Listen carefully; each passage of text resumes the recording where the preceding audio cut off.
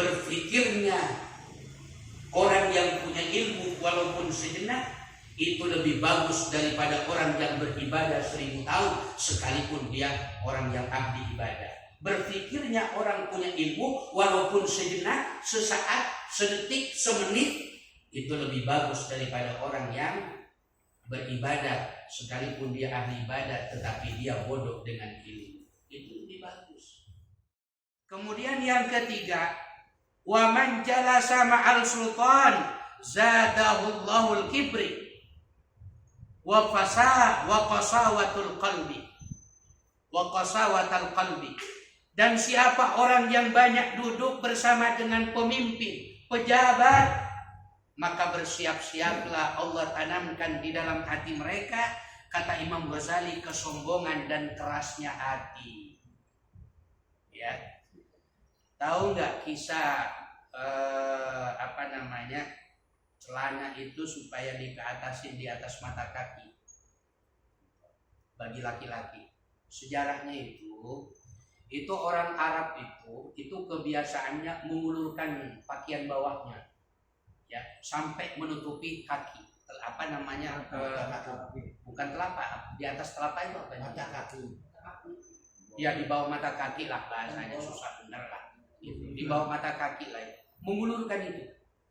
Sehingga datang Rasulullah Shallallahu Alaihi Wasallam diberikan wahyu oleh Allah, disuruh dikeatasi, namanya isbal. Supaya apa? Ada perbedaan antara orang Islam dengan orang Arab asli di sana. Ya. Kenapa? Karena orang Arab ketika mengulurkan pakaian bawahnya, itu artinya dia merasa pejabat, merasa orang hebat, merasa jadi orang kaya, merasa jadi orang-orang yang terkenal, merasa jadi orang-orang yang harus dipuji. Itu orang-orang Arab waktu itu. Makanya diperintahkan oleh Rasulullah untuk isbal kita di atas mata kaki. Lahirlah sekarang dalam hadis Rasulullah Shallallahu Alaihi Wasallam hukum isbal. Hukum isbal itu apa? Apa itu isbal? Ya, mencingkrangkan celana di atas mata kaki itu namanya isbal. Ya, jadi dalam hadis Rasulullah, siapa orang yang tidak melaksanakan isbal, maka sholatnya tertolak dan masuk neraka. Tapi hati-hati bagi orang yang sudah isbal. Jangan isbal itu justru menyebabkan kesombongan baru. Kita berdiri sholat, Allahu Akbar. Gua kan yang paling nunah, gua lihat sebelah. Ya. Akhirnya muncul dalam sholat kita sombong, nggak bisa. Bahkan itu kesombongan baru. Ya, jangan merasa hebat dengan sunnah kita, nggak bisa. Apalagi dalam ubudiyah itu masya Allah macam-macam para jamaah dalam ubudiyah itu. Ya, bahkan mazhab yang kita kenal ada 4. Ada Maliki, ada Hambali, ada Hanafi, ada Syafi'i. Biarkan saja kita dengan dinamikanya. Mau pakai apa, hanya saja ketika masuk ke dalam sebuah masjid kita harus ikut aturan masjid itu. Kita kan subuhnya biasa nggak pakai kunut, ya kan? Kemudian masuk ke dalam masjid yang biasa pakai kunut, dia pakai kunut, udah kita sholat sendirian aja, udah berjamaah, nggak boleh. Ketika kita sudah masuk ke dalam sebuah masjid, ikuti masjid itu apa adanya, ya. Kalau persoalan kunut itu dosa nggak pakai kunut? Enggak. Dosa nggak pakai kunut? Enggak pakai kunut nggak dosa, pakai kunut juga nggak dosa. Hukumnya sunnah-sunnah saja. Bahkan dalam mazhab Syafi'i yang namanya kunut itu dihukumkan sunnah. Sunnah itu dikerjakan mendapat pahala, tidak dikerjakan orang apa-apa. Bahkan dalam mazhab Syafi'i, kalaulah ada orang yang terbiasa pakai kunut subuhnya, kemudian dia lupa memakai kunut, tidak membatalkan sholat, hanya dianjurkan sujud sahwi. Itu pun kalau sujud sahwi lupa, sholatnya tetap sah. Begitu. Kemudian pada tataran prakteknya kita ikut Allahu Akbar. Apa orang yang biasa pakai kunut di masjidnya atau pribadinya kemudian datang ke PTDI, gara-gara di PTDI nggak pakai kunut, kemudian imamnya Allahu Akbar sujud, dia sendirian Allahumma hdini fiman hadait wa afini fiman afait. Kan nggak bisa begitu. Ataupun yang kita tidak biasa pakai kunut, kemudian masuk ke dalam masjid pakai kunut, apa salahnya kalau kita ngikutin pakai kunut? Emang salah pakai kunut? Doa kunut emang nggak bagus? Allahumma hdina fiman hadait, amin, selesai. Ju'ilal imamu liutammima bih, dijadikan imam seseorang itu untuk diikuti. Ya. Kalau kita nggak ridho, nggak ikhlas ngikutin imam, nggak usah berjamaah. Munfarid saja, tunggu selesai mereka sholat, kemudian kita sholat berjamaah dengan kelompok kita, dengan komunitas kita. Jangan ketika di sini ada jamaah, yang sana ada jamaah. Dalam hadis kepemimpinan, kalau ada 2 jamaah, waduh udah tahu dulu kan. Ya. Kalau ada 2 jamaah yang terakhir apa hukumnya? Bunuh, dimatiin. Hati-hati. Kalau yang masuk Gitu, ya. Makanya kata Imam Ghazali, jangan dekat dengan sultan, dengan penguasa, akan muncul sombong, kerasnya hati, ya, akan terbawa dengan suasana begitu, apalagi menjadi asprinya, apalagi menjadi apa istilahnya, ya, juru bicaranya menjadi ini menjadi itu. Kalau orang yang mukhlis, ya, itu dekat pejabat tuh nggak enak. Saya lihat banyak orang-orang terkenal, orang-orang yang awalnya masuk ke dalam dunia jabatan, dunia pejabat, itu mundur, mentak. Kenapa? Orang baik, hatinya ikhlas, ya. Nggak bisa itu, nggak bisa kumpul. Kenapa? Di dunia jabatan itu, waduh, kalau udah dunia seperti negara kita sekarang ini menghalalkan segala cara, gitu, menghalalkan segala cara itu. Saya dengar waktu, mohon maaf ini kepada salah satu partai, di saat-saat Partai Kebangkitan Bangsa itu dulu mengdrop para kiai untuk duduk di Senayan. Kalau sekarang para kiainya sudah mundur. Itu nggak bisa lepas daripada perempuan, para jemaah. Nggak bisa lepas di gedung DPR, di gedung Nusantara. Nggak bisa lepas. Makanya teramat banyak pejabat-pejabat ataupun asisten-asisten pejabat yang terperosok ke dalam dunia seperti itu. Kenapa? Karena sogok menyogok itu bisa dengan duit, bisa jadi dengan materi, bisa jadi benda, bisa jadi dengan perempuan. Nggak mempan dengan Mercy, nggak mempan dengan Pajero, nggak mempan dengan Alphard. Turun perempuan. Tahu nggak perang Laten antara Uni Soviet dengan Amerika? Saya pernah nonton filmnya. Itu ada seorang perempuan yang dikirim oleh Rusia, ya, oleh Uni Soviet waktu itu, bagaimana untuk mengacak-acak pertahanan Amerika Serikat itu, Pentagon. Perempuan itu siap jadi pelacur, dipakai oleh tentara Amerika siapapun itu, tapi berhasil mengungkap rahasia Pentagon itu sehingga hancur dengan Uni Soviet. Itu dalam film. Tapi dalam kenyataannya memang begitu dunia intelijen juga. Ya, yang saya herankan itu, yang ini nggak usah jauh-jauh Amerika. Di Indonesia itu KPK sekarang, KPK itu intelijennya itu luar biasa. Bahkan anak istri kita, suami kita bisa jadi intel KPK itu. Bagaimana mungkin kita dalam kondisi transaksi tahu mereka? Pasti orang dekat dengan orang dekat kita. Kenapa? Karena ada ancamannya juga.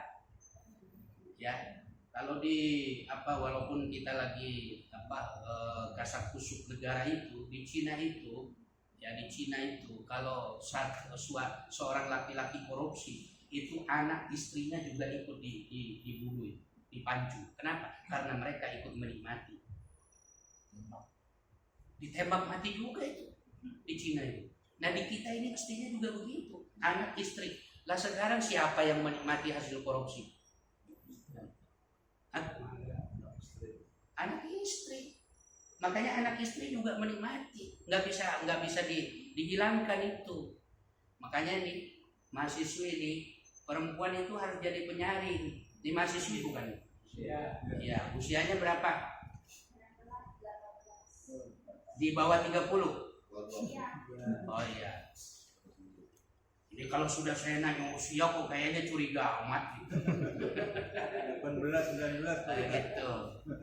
Seorang perempuan itu harus mampu jadi penyaring, filter buat suaminya. Jangan semaunya, seenaknya. Ada di kantong suaminya 5 juta, 5 juta. Ada di kantong suaminya 10 juta, 10 juta. Kalau setiap bulannya ya, ini mahasiswi ini calon istri, kalau setiap bulannya oleh suami Anda dikasih 5 juta, tiba-tiba Anda dikasih 20 juta, wajib tanya, Bang, kalau 5 juta itu oke Bang, saya tahu itu rezeki yang halal dari gaji Abang. Tapi sekarang Abang ngasih sama saya 20 juta, ini uang apa Bang? Tanda tanya. Ada nggak perempuan model begitu? Ada nggak perempuan model begitu? Ada Pak Ali, ada. Jangan dibilang nggak ada. Ada begitu. Makanya bergaul Pak Ali. Bergaul. Anda tahu.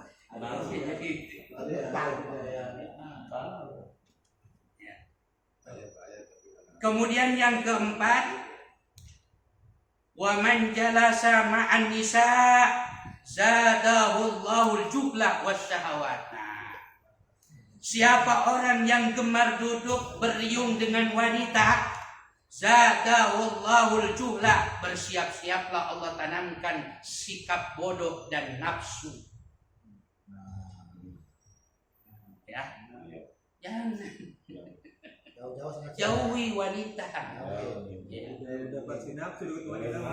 Dijauhin nggak sih?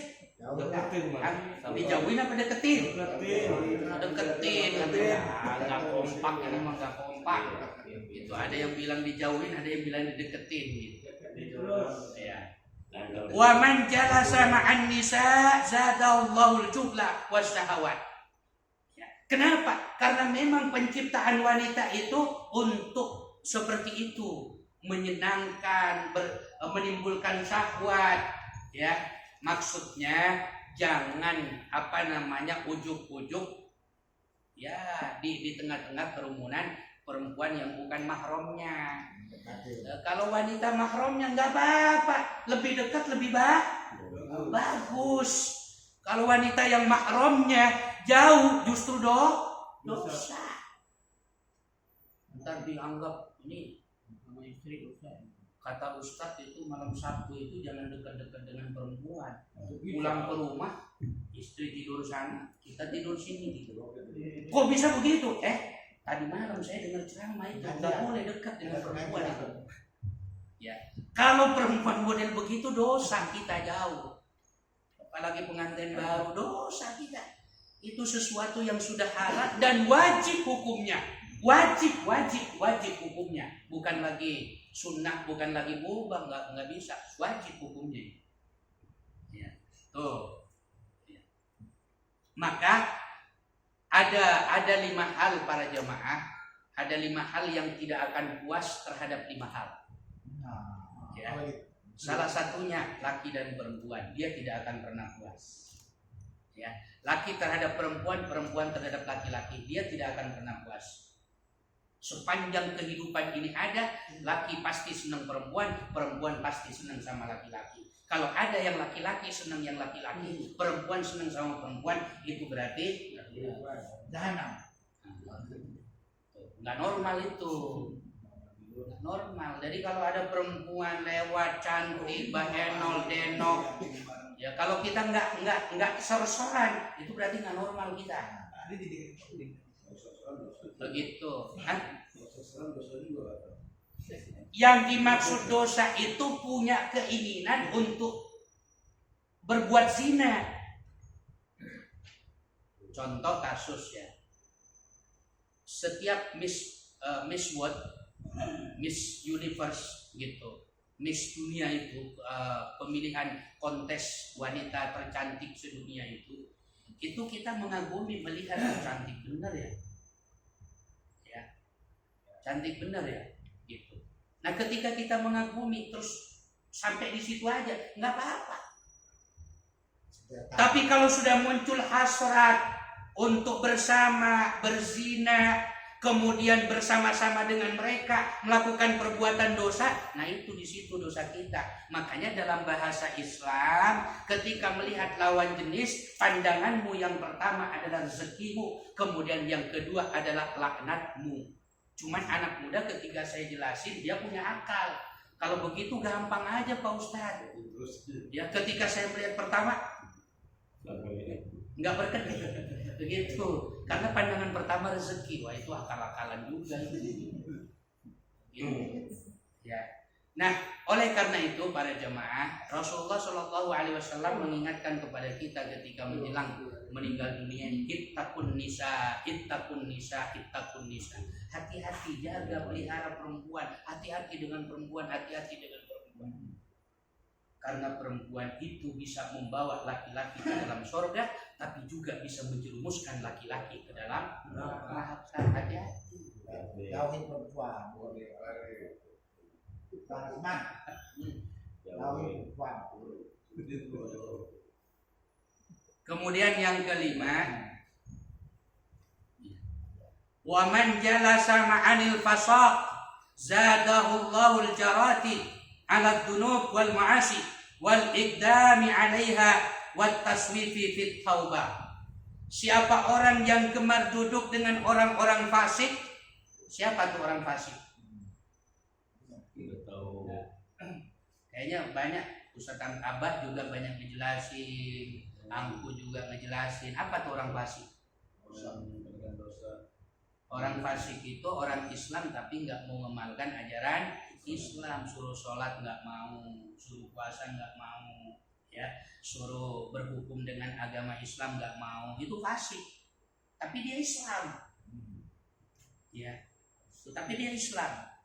Dalam ayat Quran surah Al-Baqarah itu, ya, innallaha la yastahi ay yadriba mathalan ma ba'udatan fama fawqa fa ammal ladzina amanu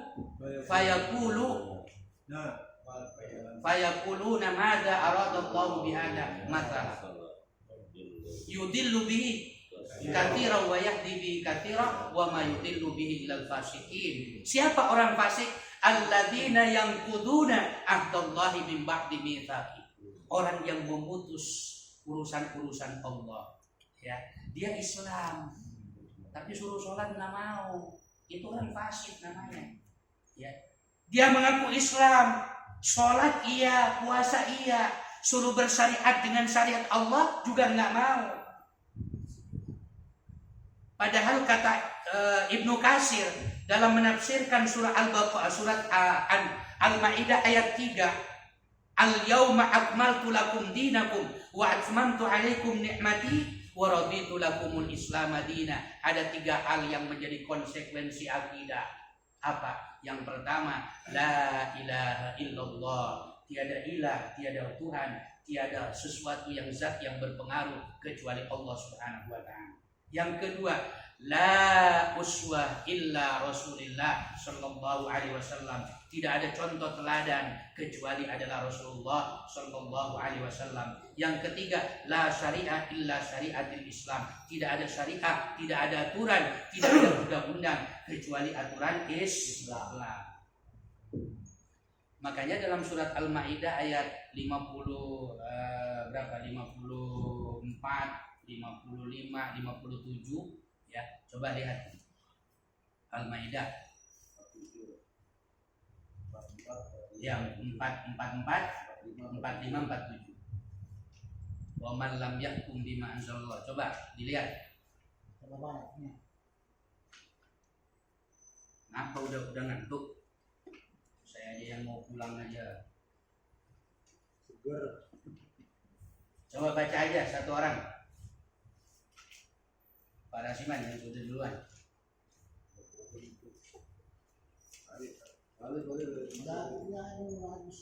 Berapa 44?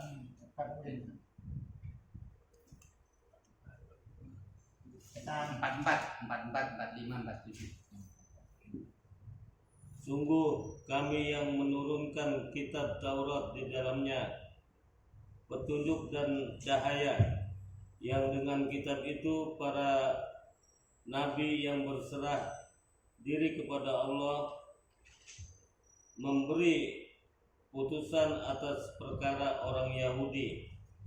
Demikian juga para ulama dan pendeta-pendeta mereka, sebab mereka diperintahkan memelihara kitab-kitab Allah dan mereka menjadi saksi terhadapnya. Karena itu janganlah kamu takut kepada manusia, tetapi takutlah kepadaku. Dan janganlah kamu jual ayat-ayatku dengan harga murah. Barang siapa tidak memutuskan dengan apa yang diturunkan Allah, maka mereka itulah orang-orang kafir. Ya udah, biar agak cepat. Coba lihat 44, 45 itu 4 sama 47 di akhir ayat. Ada wa man lam yakum bima anzalallahu fa ulaika humul kafirun 44. Kemudian 45 wa man lam yakum bima anzalallahu fa ulaika humul zalimun. Kemudian 47-nya wa man lam yakum bima anzalallahu fa ulaika humul fasiqun. Ada 3 kategori ketika kita tidak berhukum dengan hukum Allah. Yang pertama kafir, yang kedua zalim, yang ketiga fasik. Kita bertanya pada diri kita, yuk kita jujur, kita masuk enggak? Masuk enggak? Sudah kita akui kita tidak mampu dan kita tidak berdaya untuk menegakkan hukum Allah di tengah-tengah kita.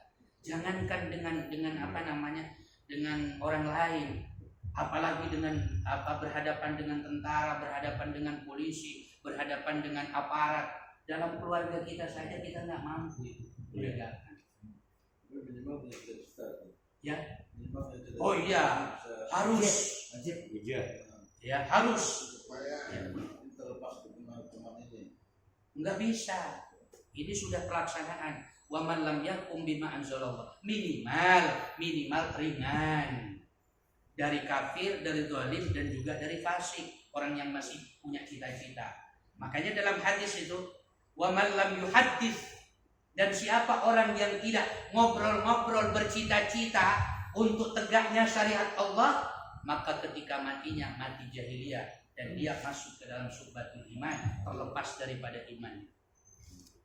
Kafir dia. Gitu. Jadi kita masuk, jujur kita. Dalam keluarga kita, apa iya ketika anak kita mencuri mau potong tangan? Ayo. Nggak punya keberanian kita. Ternyata kita juga masih masuk ayat ini. Ya. Jadi ya sudah, terima. Kita mohon ampun, perbanyak istighfar kepada Allah, minimal kita punya cita-cita. Semoga Allah mengampuni dosa-dosa kita karena kita tidak punya kemampuan.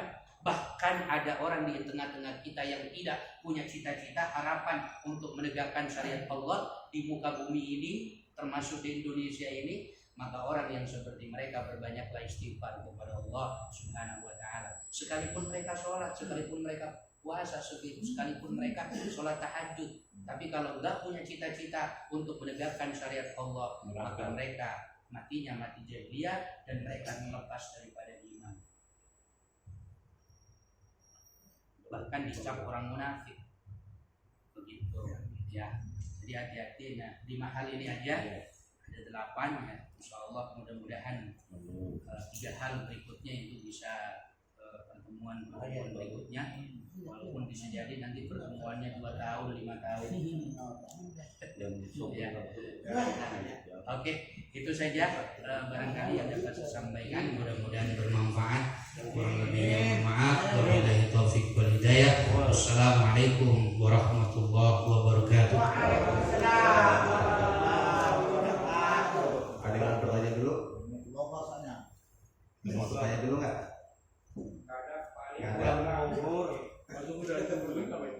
Baik, alhamdulillah demikianlah pemaparan materi yang disampaikan oleh Ustadz Sugianto. Ada 5 hal dari Imam Al-Ghazali. Baik, kita akhiri pertemuan kita pada kesempatan malam hari ini dengan membaca hamdalah. Alhamdulillahirabbil alamin. Subhanaka Allahumma wa bihamdika asyhadu an la ilaha